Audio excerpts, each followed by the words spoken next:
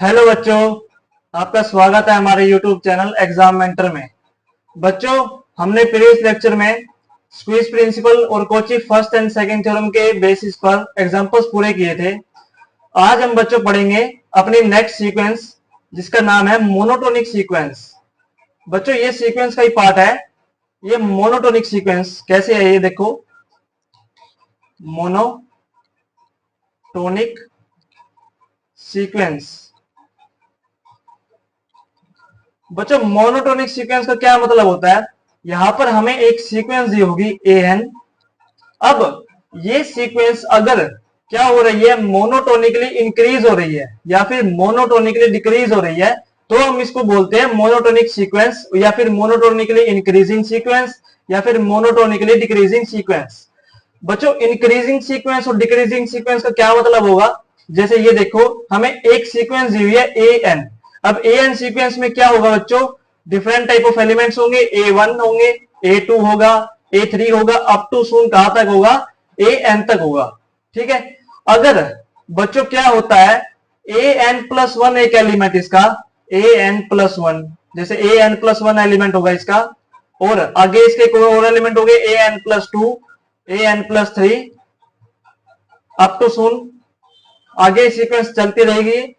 तो ये देखो बच्चों, अब एक ऐसी सीक्वेंस, जैसे यहां पर a1 की बात करो, an+1 तो आप एक बार छोड़ो, आप a1 की बात करो। a1 एक ऐसा नंबर है। अब a2 अगर a1 से नंबर कैसा होगा? बड़ा नंबर होगा। और a3 क्या होगा? a2 से बड़ा होगा। मतलब सीक्वेंस जैसे जैसे आगे बढ़ती जा रही है ना, नंबर्स उसके क्या होते जा रहे हैं? बढ़ते जा रहे हैं, मतलब वैल्यू बढ़ती जा रही है।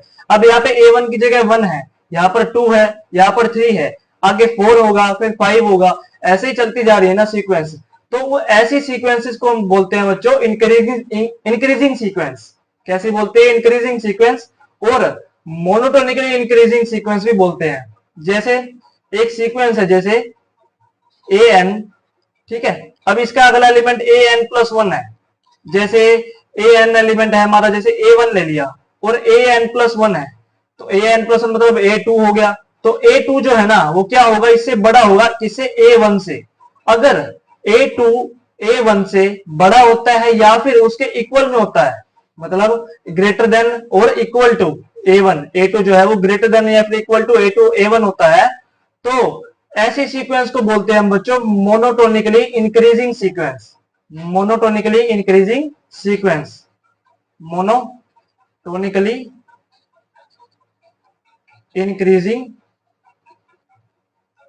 सीक्वेंस।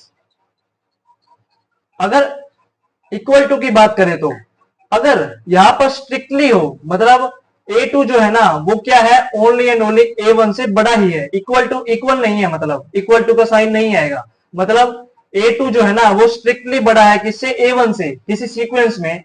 तो ऐसी सीक्वेंस को बोला जाएगा बच्चों मोनोटोनिकली, सॉरी आगे लगा देंगे strictly monotonic increasing sequence. Increasing sequence. आपको समझ में आ गया बच्चों कि ना, अगर एक सीक्वेंस में अगर एलिमेंट्स आगे चलते जा रहे हैं, और अगर वो एलिमेंट क्या है? सिंपली आगे इक्वल, मतलब वो है, मतलब ग्रेटर देन है अपने एक प्रीवियस नंबर से। जैसे 1 2 3 4 ये एक सीक्वेंस है। ये सीक्वेंस में क्या है? 2 जो है 1 से बड़ा है, 3 2 से बड़ा है, मतलब कोई भी आपस में इक्वल नहीं है। तो ये ऐसी सीक्वेंस होगी स्ट्रिक्टली मोनोटोनिकली इंक्रीजिंग। और अगर एक ऐसी सीक्वेंस है जिसमें क्या है? 1 1 है, फिर उसके बाद 2 2 है, मतलब ऐसी सीक्वेंस है इस तरीके से कि एक अगला एलिमेंट जो है ना वो सेम है, तो वो इक्वल टू का साइन वहां पे आ जाएगा, इसलिए उसको बोला जाता है मोनोटोनिकली इंक्रीजिंग सीक्वेंस। स्ट्रिक्टली में क्या होगा बच्चों? इक्वल टू नहीं होगा जब हम स्ट्रिक्टली की बात करेंगे। तो ये हमारा हो गया मोनोटोनिकली इंक्रीजिंग सीक्वेंस। ऐसे ही क्या होगा? एक मोनोटोनिकली डिक्रीजिंग सीक्वेंस। डिक्रीजिंग में बच्चों क्या होगा? ये जो एलिमेंट्स है ना, वो जैसे सीक्वेंस आगे बढ़ेगी, फॉर n की वैल्यू जब हम पुट करेंगे सीक्वेंस में, जैसे जैसे सीक्वेंस आगे बढ़ेगी ना, वैसे वैसे जो उसकी वैल्यू है ना सीक्वेंस की, वो क्या होती जाएगी? घटती जाएगी। मतलब पहले अगर ऐसे हो कि 1 हो, फिर 1/2 आएगा, फिर 1/3 आएगा, फिर 1/4 आएगा, अप टू सून कहां तक जाएगा? जहां तक ये सीक्वेंस जा रही है। अब ये देखो 1 है, 1/2 इससे छोटा हो गया, 1/3 इससे और छोटा हो गया, 1/4 इससे और छोटा हो गया। तो ये हमारी सीक्वेंस कैसी है बच्चों? Strictly monotonic decreasing sequence. अब स्ट्रिक्टली क्यों है? क्योंकि ऐसी सीक्वेंस है जिसमें क्या है, इक्वल टू का साइन नहीं है, मतलब इक्वल नहीं है आपस में ये एलिमेंट्स सीक्वेंस के। और अगर एक ऐसी सीक्वेंस आती है, कैसी सीक्वेंस, जैसे जिसमें क्या होगा 1 1 1/2 1/2 1/3 1/3। अब ये ऐसी सीक्वेंस है बच्चों, इसमें ये देखो एक एलिमेंट दूसरे से इक्वल है, ये इससे इक्वल है, तो ये सीक्वेंस ना स्ट्रिक्टली नहीं होगी, स्ट्रिक्टली डिक्रीजिंग नहीं होगी, ये मोनोटोनिकली डिक्रीजिंग सीक्वेंस बोलेंगे सिंपल इसको। स्ट्रिक्टली में क्या होता है बच्चों, 1 1/2 1/3 ऐसे ऐसे आगे सीक्वेंस बढ़ती है और हमारे डिक्रीजिंग होती जाती है सीक्वेंस में। ये हमारी बच्चों मोनोटोनिक सीक्वेंस होती है। बच्चों अब इसके बेसिस पर एग्जांपल देखते हैं कि क्या मोनोटोनिक डिक्रीजिंग है और कौन सी सीक्वेंस मोनोटोनिकली इंक्रीजिंग है। अब ये सीक्वेंस देखो बच्चों, एक कैसी सीक्वेंस है, 1 1 2 2 3 3 4 4 अप टू सून आगे तक सीक्वेंस चलती जा रही है। अब आप ये बताओ कि ये सीक्वेंस कैसी होगी? क्या ये स्ट्रिक्टली मोनोटोनिकली इंक्रीजिंग होगी? नहीं होगी स्ट्रिक्टली, क्योंकि इसमें क्या है, दो वैल्यूज आपस में इक्वल भी हैं, तो इक्वल टू का साइन भी इसमें इन्वॉल्व होगा। तो ये सीक्वेंस स्ट्रिक्टली तो नहीं होगी, लेकिन मोनोटोनिकली इंक्रीजिंग सीक्वेंस इसको हम बोल सकते हैं। जैसे ये नंबर आगे बढ़ते जा रहे हैं, इस वजह से ये सीक्वेंस क्या है, इंक्रीजिंग सीक्वेंस मोनोटोनिकली, लेकिन स्ट्रिक्टली नहीं है। अब एक सीक्वेंस देखें हम, जो क्या है n स्क्वेयर, ऐसी सीक्वेंस n या फिर n स्क्वेयर में आप ये देखो, अब ये सीक्वेंस जब हम बनाएंगे तो सीक्वेंस कैसे बनेगी, 1 2 3 4 अप टू सुन आगे तक, और 1 का स्क्वायर 2 का स्क्वायर 4 3 का स्क्वायर 9 ऐसे लिखते जाएंगे, 4 का स्क्वायर 16 अप टू सुन। अब ये देखो क्या ये सीक्वेंस मोनोटोनिकली इंक्रीजिंग है? जी हाँ है, बिल्कुल आगे बढ़ रहे हैं नंबर और वैल्यूज बढ़ती जा रही हैं। और अब आप ये देखो क्या ये स्ट्रिक्टली भी है? हाँ स्ट्रिक्टली भी है, क्योंकि 1 के बाद 2 है, 2 के बाद 3 है, मतलब बीच में कोई इक्वल वैल्यू नहीं है जैसे इसमें थी। अब ऐसे डिक्रीजिंग का एग्जांपल देखते हैं। डिक्रीजिंग का एक तो ये एग्जांपल है बच्चों, ये स्ट्रिक्टली में नहीं है, ये अपना क्या है, मोनोटोनिकली डिक्रीजिंग है सिंपल। अब स्ट्रिक्टली का क्या होगा, 1/n होगा सीक्वेंस, 1/n स्क्वायर सीक्वेंस होगी, इस तरीके की सीक्वेंस होगी ना बच्चों। ये सीक्वेंस क्या है, स्ट्रिक्टली मोनोटोनिकली डिक्रीजिंग सीक्वेंस। ठीक है बच्चों, ये इसके कुछ एग्जांपल्स हो गए। अब हम इसकी बच्चों थ्योरम पढ़ते हैं, जिसका क्या नाम है, monotone convergence theorem. Monotone convergence theorem के बारे में पढ़ेंगे। ये एक थ्योरम बच्चों इस चैप्टर की इंपॉर्टेंट थ्योरम है, और ये आपको पेपर में भी देखने में जरूर मिल सकती है, तो इसको आप ध्यान से देखना। ये देखो बच्चों थ्योरम, मोनोटोन कन्वर्जेंस थ्योरम। ये बच्चों हमें क्या करती है, हमें क्या प्रूव करना है इसमें, prove that A monotonically increasing sequence an which is bounded above converges to its least upper bound। ये सीक्वेंस क्या बता रही है बच्चों, हमें क्या करना है, एक हमें an सीक्वेंस को ना उसके ही, मतलब उस सीक्वेंस के ही क्या करना है, लिस्ट अपर बाउंड पर कन्वर्ज करना है। लिस्ट अपर बाउंड पर क्या होनी चाहिए, जो an सीक्वेंस है वो कन्वर्ज होनी चाहिए। तो बच्चों अब an सीक्वेंस हमें पहले क्या दी हुई है, सबसे पहले तो मोनोटोनिकली क्या है, ये इंक्रीजिंग सीक्वेंस है an जो है, और वो क्या है, बाउंडेड अबव भी है। बाउंडेड अबव का क्या मतलब है बच्चों, कि इसका अपर बाउंड एग्जिस्ट करेगा। ठीक है, अपर बाउंड एग्जिस्ट करेगा। और हमने जब सीक्वेंस चैप्टर स्टार्ट किया था तो मैंने आपको स्टार्टिंग में बताया था बाउंडेड के बारे में, अनबाउंडेड के बारे में, और उसमें लिस्ट अपर बाउंड के बारे में बताया था, और ग्रेटेस्ट लोअर बाउंड के बारे में बताया था। तो ये वही है, लिस्ट अपर बाउंड क्या है, हमने लिस्ट अपर बाउंड पे कन्वर्ट कर दिया सीक्वेंस, वो देखना है an सीक्वेंस। अब देखो बच्चों, अब an तो सीक्वेंस है, अब एक सीक्वेंस है ना जो इनफाइनाइट सीक्वेंस है, उसका तो लोअर बाउंड सॉरी जो लिस्ट अपर बाउंड है ना, वो देखना थोड़ा मुश्किल रहता है। तो उसके लिए हम क्या करेंगे बच्चों, इसमें एक हमने सेट लेट कर लिया, एक सेट एस हमने लेट कर लिया, जो कैसे है, a1 a2 a3 up too soon an। एक हमने क्या कर लिया बच्चों, सेट एक लेट कर लिया a1 a2 a3। अब ये सेट कैसा है बच्चों, कैसा है ये सेट, अब हमारी जो ये an सीक्वेंस हमें दी हुई है, अब ये बच्चों आपको क्या लगता है सेट हमने कहां से सेट की है, ये हमने जो हमारी जो सीक्वेंस दी हुई है ना an, उसकी रेंज में से लिया हुआ, मतलब उसी का एक पार्ट है ये एस जो हमारा सेट है, तो if a n is bounded sequence, अगर ये हमारी क्या दी हुई है, बाउंडेड अबाउ सीक्वेंस दी हुई है, सीक्वेंस हम क्या लिखेंगे, S is a non empty and bounded about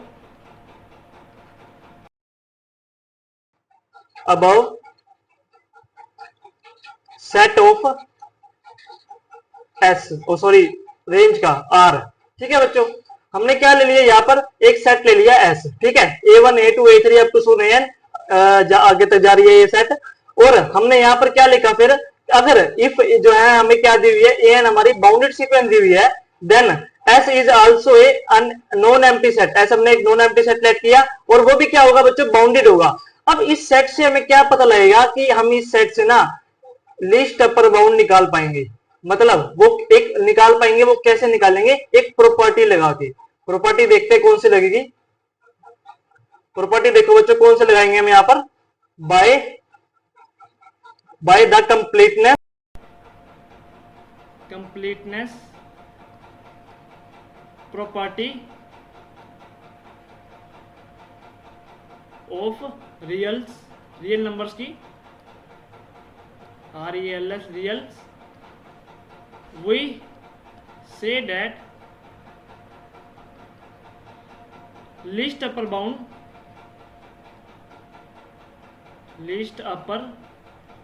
bound of S is exist। Least upper bound क्या करेगा, एग्जिस्ट करेगा किसका, एस सेट का। ठीक है बच्चों, तो हमने कर लिया U be the least upper bound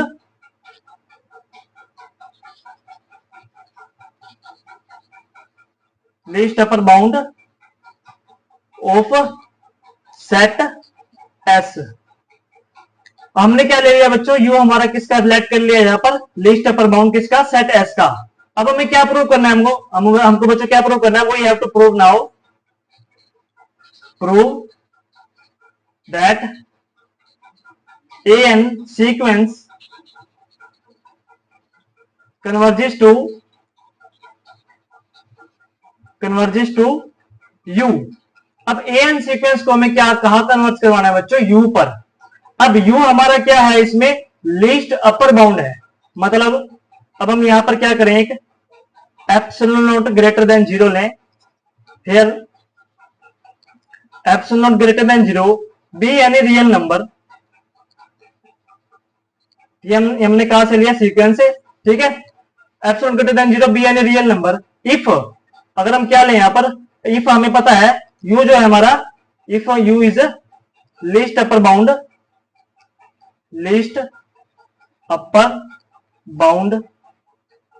then अगर यू हमारा क्या है, लीस्ट अपर बाउंड है, देन क्या होगा हमारा, u minus epsilon not is not a least upper bound. अब लीस्ट अपर बाउंड क्या होता है बच्चों, एक सीक्वेंस का या फिर जो हमने सेट में लिया हुआ है इसमें, उसमें क्या है, सबसे जो अपर बाउंड है ना, उसमें सबसे छोटा नंबर। अब सबसे छोटा नंबर अपर बाउंड में है, मतलब हमारा ये यू, अगर मैं इसमें से कुछ घटा दूं, मतलब कुछ कम आ जाएगा इससे, तो क्या वो फिर भी अपर बाउंड रहेगा, लीस्ट अपर बाउंड रहेगा, नहीं रहेगा। तो यू माइनस एप्सिलॉन नॉट क्या है हमारा, लीस्ट अपर बाउंड नहीं है। इसका मतलब यू माइनस एप्सिलॉन नॉट जो है ना, वो किसी एक नंबर से, स्पेसिफिक नंबर से, जो हमने एम मान लिया, जहां पर एम बिलोंग कर रहा है नेचुरल नंबर में, उस सेट में ये जो है ना, वो इससे लेस देन है, मतलब u माइनस एप्सिलॉन नॉट का डिफरेंस इससे क्या होगा, लेस देन होगा, क्योंकि u तो हमारा लीस्ट अपर बाउंड है बच्चों। अब उसमें से मैं अगर मैं एप्सिलॉन नॉट एक कुछ नंबर घटा देता हूं, तो क्या फिर भी वो लिस्ट अपर बाउंड रहेगा, नहीं रहेगा, क्योंकि लिस्ट अपर बाउंड तो क्या है, u ही है। ठीक है बच्चों, तो u माइनस एप्सिलॉन नॉट क्या ले लिया, लेस देन am ले लिया। अब हम क्या करेंगे, तो हमें क्या दिया है यहां पर, u, अब u minus epsilon not less than am तो हमने लिख दिया यहां पर। अब हम क्या करते हैं, अब हमें क्या दिया होता है गिवन में, एक चीज हमें दी हुई थी, क्या है कि एन सीक्वेंस जो है ना, वो मोनोटोनिकली इंक्रीजिंग सीक्वेंस है, मतलब since n sequence is monotonically increasing sequence. Monotonically increasing sequence है बच्चों। इसका मतलब क्या है कि हमने जब मोनोटोनिकली इंक्रीजिंग सीक्वेंस के बारे में पढ़ा था तो उसमें हमने देखा था कि सीक्वेंस में एक उससे बड़ा नंबर होता है जो क्या होता है उससे ग्रेटर देन होता है। मतलब एक उससे मतलब जैसे जैसे सीक्वेंस आगे बढ़ेगी ना वैसे वैसे उसके नंबर बढ़ते रहेंगे, मतलब वैल्यू बढ़ती रहेगी उनकी। इसका मतलब क्या है बच्चों कि जो ए एम है ना, सॉरी ए एन है, वो ए एन किससे छोटा होगा, मतलब बड़ा होगा किससे, ए एम से। फोर, अब सीक्वेंस की बात है ना बच्चों, तो सीक्वेंस में तो हम यहाँ पर for all n greater than m तो लगाते ही हैं, मतलब सीक्वेंस की बात होती है। अब यहाँ सेट था तो सेट में हमने सिर्फ एम जो है वो नेचुरल नंबर में से लिया हुआ था, लेकिन जब हम सीक्वेंस की बात करेंगे तो ए एम जो है ना, मतलब एक ए एम कोई भी एक ऐसा नंबर है, अब उससे क्या होगा, ए एन बड़ा ही होगा क्योंकि एम से स्टार्ट हो रहा है। एम इज इक्वल टू और ग्रेटर देन है एन, मतलब एन जो है वो एम से और एम के बराबर है, बड़ा है। तो जो वैल्यूज पुट करेंगे जब हम इसमें तो एम से स्टार्ट होंगी। अब एम से अगला क्या होगा, एम प्लस वन होगा और एन तक जाएगा वो, ठीक है। तो एम इसलिए छोटा है किससे, ए एन से। मतलब सीक्वेंस में इस तरीके से हम लिखते हैं जब मोनोटोनिकली इंक्रीजिंग सीक्वेंस होती है, ठीक है। जैसे उसमें क्या लिखा था, a n plus one greater than था किससे, ए एन से, ग्रेटर देन और इक्वल टू। अब इसमें क्या है, ए एम जो है ग्रेटर देन इक्वल टू क्या है, ए एन है, a m less than equal to, sorry. अब ये देखो ए एम जो है इससे बड़ा है और इससे छोटा है, मतलब ये ए एन जो है वो इससे बड़ा होगा u माइनस एप्सिलॉन से। तो हमने इसको इक्वेशन नंबर 1 दे दिया और इसको इक्वेशन नंबर 2 दे दिया। Then from equation 1 and 2 a n जो है वो किससे बड़ा होगा बच्चों, u माइनस एप्सिलॉन से, ठीक है। ये से क्या आ गया, बड़ा आ गया। अब ये देखो एक चीज जो आपको ध्यान होगी कि क्या u जो है हमारा क्या है, लीस्ट अपर बाउंड है। u जो हमारा क्या है, लीस्ट अपर बाउंड है। अब u में से कुछ घटाया बच्चों तो क्या वो अपर बाउंड बना, नहीं बना क्योंकि लीस्ट अपर बाउंड वो था। लेकिन अगर मैं u में एप्सिलॉन को प्लस कर दूं तो क्या जब वो अपर बाउंड रहेगा, हाँ अपर बाउंड रहेगा वो। तो हम यहां पर क्या लिखेंगे, if u is least upper bound